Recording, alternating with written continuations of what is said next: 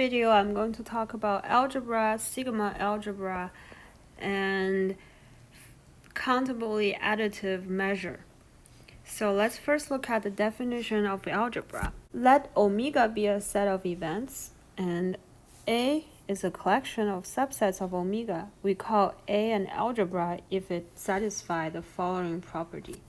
First, omega belongs to the algebra.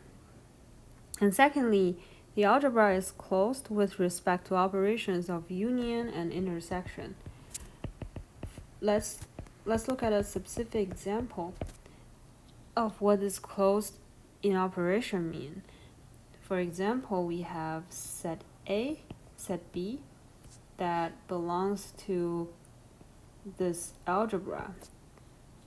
And under the operation of union, A union B, because it's closed with respect to the union operation, then the result of A union B is also belongs to the algebra.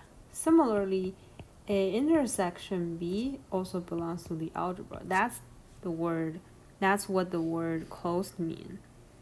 The third condition is that the sigma algebra is closed with respect to the complement operation, which means if we have a set A that belongs to this big A, then we know that the complement of A with respect to omega is actually also an element of this big A.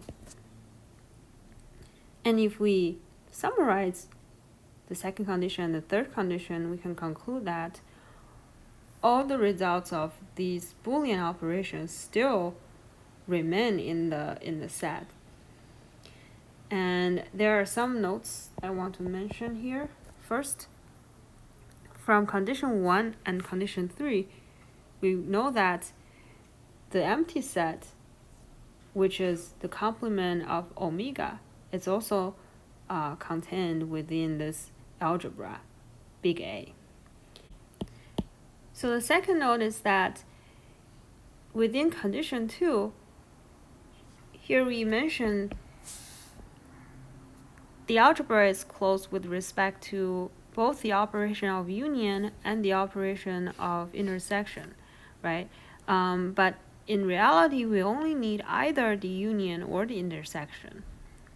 Why is that?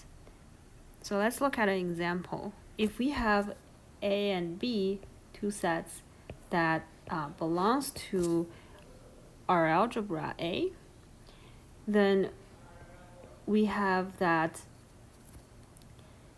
because of condition 3, we know A complement belongs to A and B complement belongs to this A set. And let's say we only have union as our operation that is closed within this collection of sets. Then we will get A complement union B complement is part of this sets. And what does A complement union B complement mean? Let's draw a picture. So this is our whole sample space, and which is in our case will be this big A. And here we have a set A and a set B. And when we take the complement of A and B and do the union, we'll get everything but the intersection, right? And if we write that in an alternative way, that will be A intersect B complement, right? Because A intersect B is actually this yellow area. And if we take the complement, we will get A complement union B complement. So these two sets operations are exactly the same. And then by number 3 again, this will imply that A union B is part of the algebra. So that is an intuition behind why we only need either union or intersection in 2, but not both. All right, so that's the definition of algebra.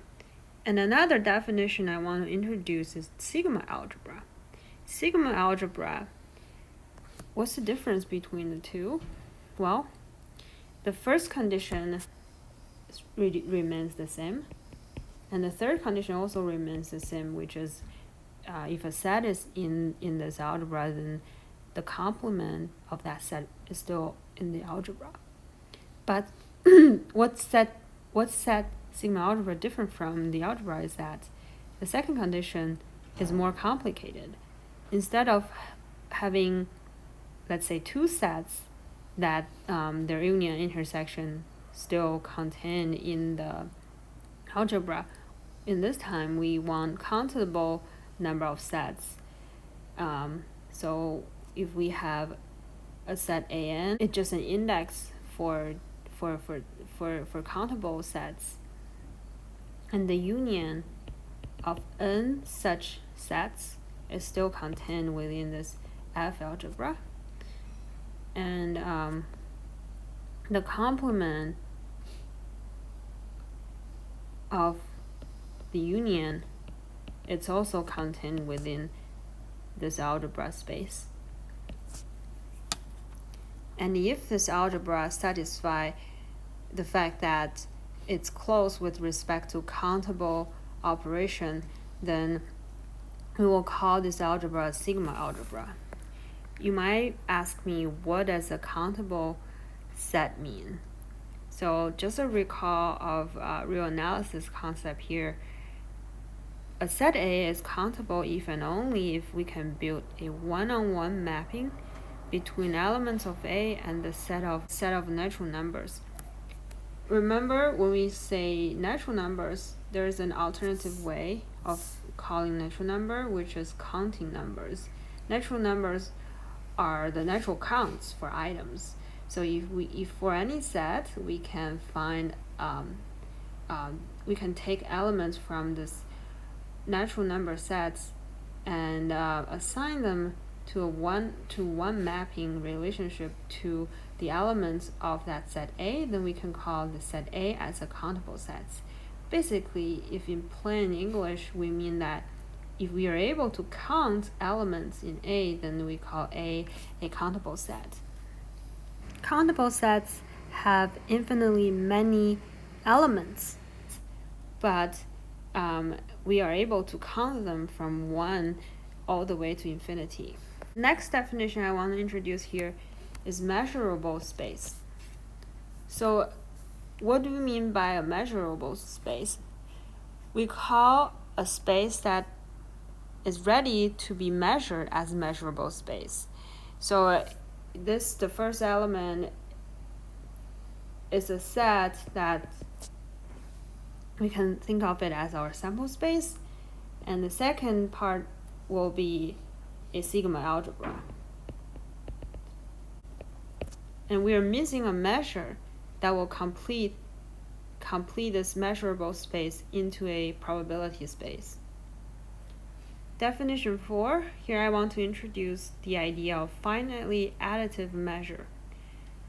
Let A, the big A, be an algebra of omega. A set function mu equal to mu of A, and A is any element within this algebra, and the result of mu of A taking values in the interval from 0 to positive infinity, then we call this function mu a finitely additive measure defined of A.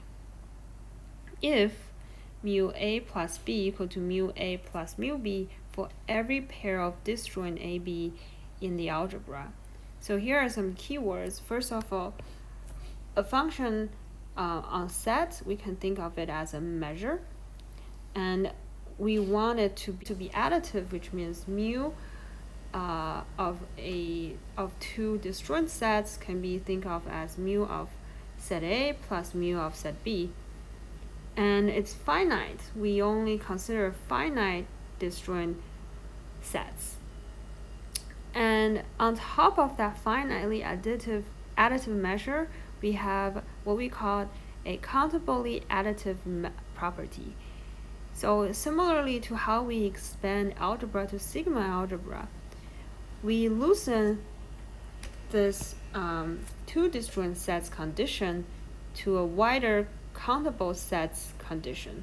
So if we have disjoint events an here, n is just an index, we have n such subsets, and if we take the union of these subsets and apply a function to the union, this will give us the same result if we apply the measure to each disjoint set and we add up all the result from these this function transformation. So if our measure satisfy this condition, then we call the measure a countable additive measure, and we say the measure mu has countable additivity property.